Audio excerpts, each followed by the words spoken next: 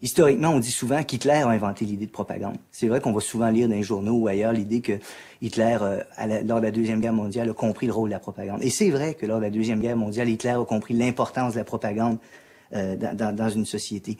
Pourtant, il l'a pas inventé. Il l'a appris de nous. Quand je dis de nous, c'est-à-dire qu'il l'a appris des démocraties occidentales. Il l'a appris en particulier des Anglais et il l'a appris des Américains.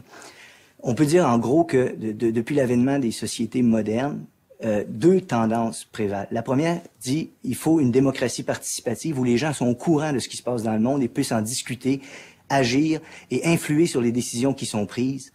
De l'autre côté, on a une vision du monde qui dit qu'il y a une partie de la population qu'il faut écarter. Il y a une partie de la population dont il faut s'assurer qu'ils s'occuperont pas des questions qui les concernent. Cette vision de la société, du monde et de l'économie, elle existe aussi dans notre culture. Et un des lieux où on l'a vu s'incarner de manière extrêmement forte, c'est pendant la Première Guerre mondiale aux États-Unis. Alors, pendant la Première Guerre mondiale aux États-Unis, le gouvernement élu avait été élu sur une promesse de non-entrée en guerre. Et peu de temps après son élection, pour des raisons qui tiennent à la politique intérieure en particulier et au rôle des industriels aux États-Unis, le gouvernement a décidé d'entrer dans ce conflit, de participer à ce conflit-là. Il s'est donc trouvé avec un problème grave, c'était de faire face à une population opposée à l'entrée en guerre. Pour résoudre ce problème-là, ils ont créé une commission qui porte le nom du journaliste qui va la présider, M. Creel. Cette commission s'appelle donc la commission Creel. Et cette commission-là va largement inventer les techniques modernes de propagande, les techniques modernes de façonnement de l'opinion, de préparation de l'opinion publique. Dans cette commission Creel, qui va réussir magnifiquement à accomplir le mandat qu'on y avait confié, c'est-à-dire qu'elle va retourner l'opinion publique en quelques mois. Dans cette commission Creel, des gens extrêmement célèbres et connus vont travailler, des intellectuels de renom, et aussi quelqu'un qui s'appelle Edward Bernays, qui est le fondateur de l'industrie moderne des relations publiques. Alors ces gens-là, quand ils vont quitter la commission Creel ensuite, vont mettre sur pied des outils de communication à l'intérieur de nos sociétés qui sont encore présents aujourd'hui et qui font partie de l'ensemble des mécanismes de propagande. Alors, il y a là une visée politique extrêmement importante qui est vraiment d'exclure une partie de la population, de façonner l'opinion publique, de construire les consensus à l'intérieur de la société. Ces institutions qu'ils ont inventées, et je parlais des firmes de relations publiques, mais il y a aussi la conception moderne du rôle des entreprises, du rôle des relations publiques au sein des entreprises, de la communication sociale, des médias, du rôle des intellectuels, du rôle de la publicité, du rôle de l'information en général dans notre société. Tout ça va se mettre en place. Et c'est cette leçon-là qu'Hitler va retenir, avec raison d'ailleurs. Alors comment se sont mis en place les mécanismes qui font aujourd'hui qu'on a une pensée unique? Ben, ils sont les descendants de ce que je suis en train de décrire. C'est-à-dire, ils sont les descendants de la commission Creel, ils sont les descendants, si on remonte encore plus loin dans le temps, ils sont les descendants de cette conception du politique selon laquelle une société doit, pour fonctionner, exclure une partie de sa population. Et je pense que c'est aussi ce qu'on trouve. Mais en même temps, si les acteurs que je décris sont extrêmement puissants, extrêmement forts, extrêmement nombreux, il y a aussi un contre-discours qui se manifeste. Il y a aussi dans notre société des lieux où d'autres analyses sont proposées. Il y a des médias alternatifs, il y a des intellectuels, il y a des groupes sociaux, il y a des groupes communautaires où se prépare une nouvelle pensée. Donc on a ce double phénomène-là. Et malheureusement, de manière massivement prévalente, la pensée unique existe, la propagande existe, puis elle remplit le rôle qu'elle remplit. Alors donc c'est à travers des mécanismes, des institutions comme celle-là, qu'une vision du monde, un vocabulaire, une manière de penser, une manière de concevoir le monde fait en sorte que certaines questions peuvent être posées, que certaines réponses peuvent être données, que certaines analyses peuvent être faites, alors que d'autres sont exclues. L'idéologie dominante actuellement, que j'appelle une idéologie ambiante, qui a sa face officielle, qui est la pensée unique, dont on parlait tout à l'heure, et qui a sa face officieuse, qui est finalement ce langage que les médias, ou cet ensemble de conduites que prescrivent les médias dans leur ensemble, cette idéologie-là, elle n'apparaît jamais comme une idéologie. Elle est présentée comme quelque chose de bien naturel, comme quelque chose qu'il est évident que l'on fasse. Doit être évident d'avoir une télévision. Comment peut-on ne pas avoir de télévision au XXe siècle ou à la fin du XXe siècle? Il est évident d'accepter le système publicitaire. Vous n'allez quand même plus, en 2000 et des poussières, mettre en cause le système publicitaire, etc. Vous voyez, c'est-à-dire que tout ce qui est idéologique, tout ce qui est choix que le système a organisé et sur lesquels on ne nous a pas demandé notre avis, nous est présenté comme des évidences, comme des choses qui vont de soi et que l'on n'a pas même à discuter. Bon, ça c'est très intéressant. Et alors effectivement, à propos de la pensée unique, qui est une manière uniforme, partielle et sectaire d'interpréter l'économie ou de la faire. Alain Minck avait dit, ce n'est pas la pensée qui est unique, c'est la réalité. À partir de ce moment-là, il n'était pas question de mettre en cause ce que faisait l'économie libérale ou ultralibérale. C'était donné comme la réalité. Et donc, il fallait suivre la réalité. Alors, par exemple, la mondialisation, on va vous dire, c'est une réalité. Bien sûr que c'est une réalité, mais ça n'est pas nécessairement une bonne réalité. Or, l'idéologie dit, c'est une réalité, donc c'est valable, donc il faut aller dans ce sens-là. La globalisation, même chose. La privatisation, même chose. Ça se fait, donc ça doit se faire. Donc il fallait le faire, etc., etc. Donc on présente sous forme de fait accompli les choses qu'il faut faire accepter par les gens, au lieu de leur demander s'ils sont d'accord ou pas. Bon. Alors naturellement, ça rejoint ce que je disais dans mon livre sur le sophisme de l'inéluctable. La plupart des politiciens couvrent leurs actions, leurs choix, car ce sont des choix et des décisions, sous l'espèce de l'inéluctable. On ne pouvait pas faire autrement. C'était écrit. Les Américains font ceci. Or, tout le monde sait que en France, il se produit toujours ce qui se produisait 10 ans avant aux États-Unis. Donc, il fallait le faire en France. La société Renault a fermé une usine en Belgique. Bon. Pour, naturellement, restructurer et créer ailleurs d'autres usines qui faisaient le même travail, mais avec des gens qui étaient payés moins cher. C'était donc le fruit d'un calcul économique. Bon. Sur la fermeture de cette usine, le chef de l'État français a déclaré la chose suivante. La fermeture des usines, c'est aussi hélas la vie. Les arbres naissent, vivent et meurent, les plantes, les animaux, les hommes et les entreprises aussi. Alors ça, c'est un bon exemple, effectivement, de naturalisation de ce qui se passe, qui est en fait une dépolitisation. Donc les gens sont donc obligés d'accepter comme étant naturel, comme étant indépendant de la volonté des politiques, un certain nombre de décisions qui, en fait, sont dépendantes. Voilà.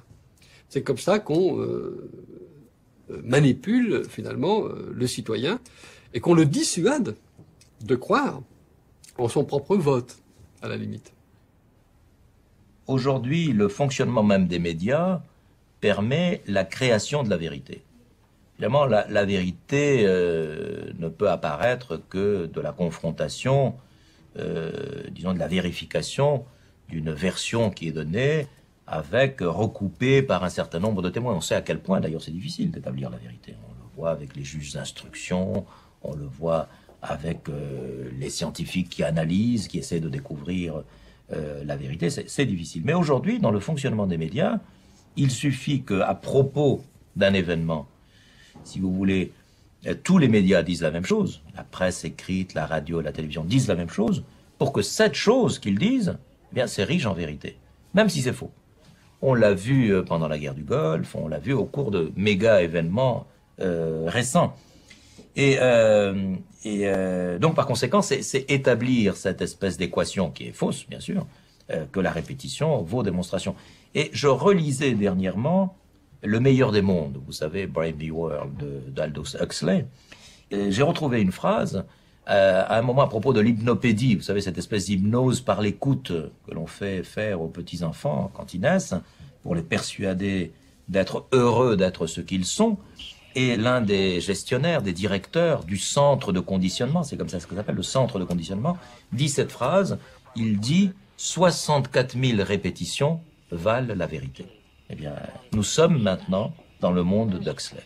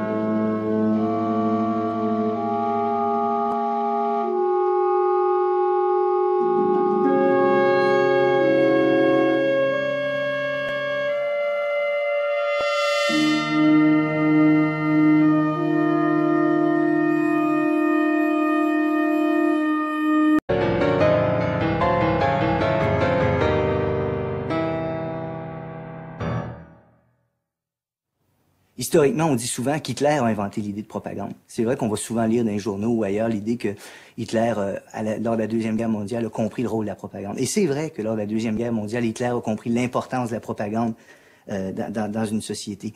Pourtant, il l'a pas inventé. Il l'a appris de nous. Quand je dis de nous, c'est-à-dire qu'il l'a appris des démocraties occidentales. Il l'a appris en particulier des Anglais et il l'a appris des Américains. On peut dire en gros que depuis l'avènement des sociétés modernes, deux tendances prévalent. La première dit il faut une démocratie participative où les gens sont au courant de ce qui se passe dans le monde et puissent en discuter, agir et influer sur les décisions qui sont prises. De l'autre côté, on a une vision du monde qui dit qu'il y a une partie de la population qu'il faut écarter.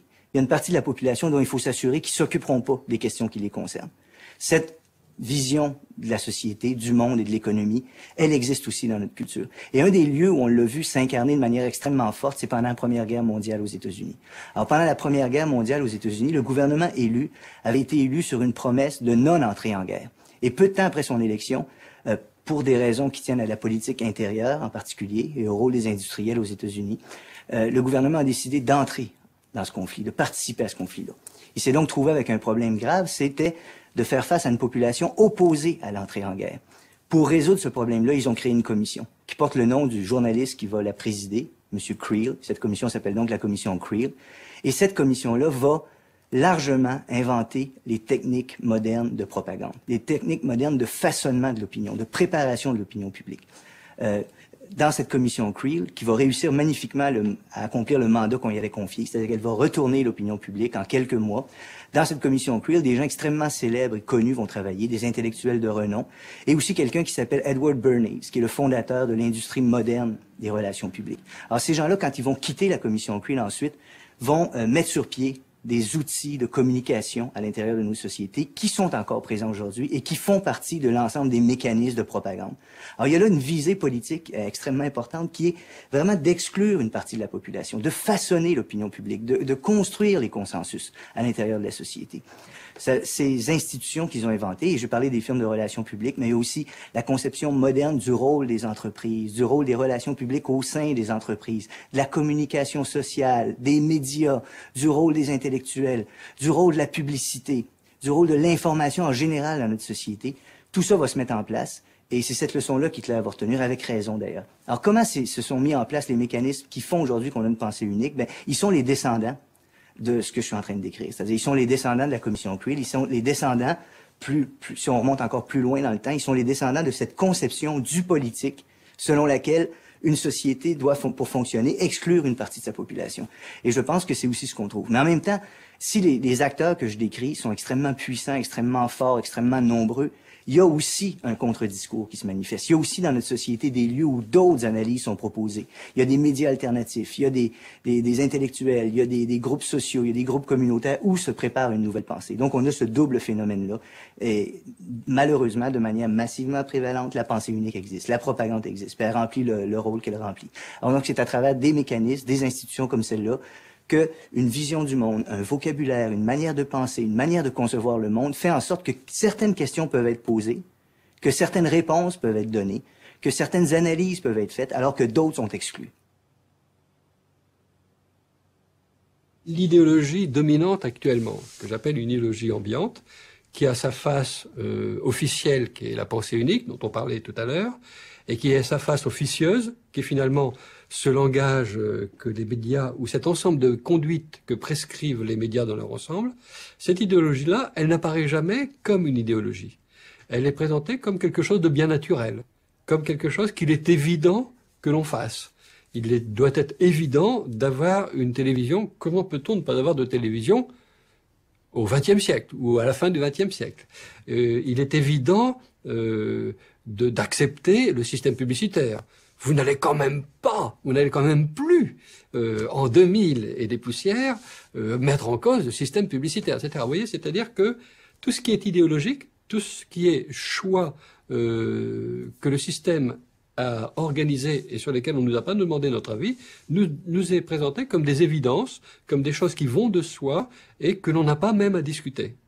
Bon, ça c'est très intéressant. Et alors effectivement, à propos de la pensée unique, qui est une manière uniforme, partielle et sectaire d'interpréter l'économie ou de la faire. Alain Minck avait dit, ce n'est pas la pensée qui est unique, c'est la réalité. À partir de ce moment-là, il n'était pas question de mettre en cause ce que faisait l'économie libérale ou ultralibérale, c'était donné comme la réalité. Et donc, il fallait suivre la réalité. Alors, par exemple, la mondialisation, on va vous dire, c'est une réalité. Bien sûr que c'est une réalité, mais ça n'est pas nécessairement une bonne réalité. Or, l'idéologie dit, c'est une réalité, donc c'est valable, donc il faut aller dans ce sens-là. La globalisation, même chose. La privatisation, même chose. Ça se fait, donc ça doit se faire. Donc il fallait le faire, etc., etc. Donc on présente sous forme de fait accompli les choses qu'il faut faire accepter par les gens, au lieu de leur demander s'ils sont d'accord ou pas. Bon. Alors naturellement, ça rejoint ce que je disais dans mon livre sur le sophisme de l'inéluctable. La plupart des politiciens couvrent leurs actions, leurs choix, car ce sont des choix et des décisions, sous l'espèce de l'inéluctable. On ne pouvait pas faire autrement. C'était écrit. Les Américains font ceci. Or, tout le monde sait que en France, il se produit toujours ce qui se produisait 10 ans avant aux États-Unis. Donc, il fallait le faire en France. La société Renault a fermé une usine en Belgique. Bon. Pour, naturellement, restructurer et créer ailleurs d'autres usines qui faisaient le même travail, mais avec des gens qui étaient payés moins cher. C'était donc le fruit d'un calcul économique. Bon. Sur la fermeture de cette usine, le chef de l'État français a déclaré la chose suivante. La fermeture des usines, c'est aussi hélas la vie. Les arbres naissent, vivent et meurent, les plantes, les animaux, les hommes et les entreprises aussi. Alors ça, c'est un bon exemple, effectivement, de naturalisation de ce qui se passe, qui est en fait une dépolitisation. Donc les gens sont donc obligés d'accepter comme étant naturel, comme étant indépendant de la volonté des politiques, un certain nombre de décisions qui, en fait, sont dépendantes. Voilà. C'est comme ça qu'on manipule, finalement, le citoyen et qu'on le dissuade de croire en son propre vote, à la limite. Aujourd'hui, le fonctionnement même des médias permet la création de la vérité. Évidemment, la vérité ne peut apparaître que de la confrontation, disons de la vérification d'une version qui est donnée avec recoupée par un certain nombre de témoins. On sait à quel point, d'ailleurs, c'est difficile d'établir la vérité. On le voit avec les juges d'instruction, on le voit avec les scientifiques qui analysent, qui essaient de découvrir la vérité. C'est difficile. Mais aujourd'hui, dans le fonctionnement des médias, il suffit qu'à propos d'un événement, si vous voulez, tous les médias disent la même chose, la presse écrite, la radio, la télévision disent la même chose, pour que cette chose qu'ils disent, eh bien, c'est riche en vérité, même si c'est faux. On l'a vu pendant la guerre du Golfe, on l'a vu au cours de méga événements récents. Et donc, par conséquent, c'est établir cette espèce d'équation qui est fausse, bien sûr, que la répétition vaut démonstration. Et je relisais dernièrement Le meilleur des mondes, vous savez, Brave New World d'Aldous Huxley. J'ai retrouvé une phrase à un moment à propos de l'hypnopédie, vous savez, cette espèce d'hypnose par l'écoute que l'on fait faire aux petits-enfants quand ils naissent, pour les persuader d'être heureux d'être ce qu'ils sont. Et l'un des gestionnaires, des directeurs du centre de conditionnement, c'est comme ça ce que ça s'appelle, le centre de conditionnement, dit cette phrase, il dit « 64 000 répétitions valent la vérité ». Eh bien, nous sommes maintenant dans le monde d'Huxley.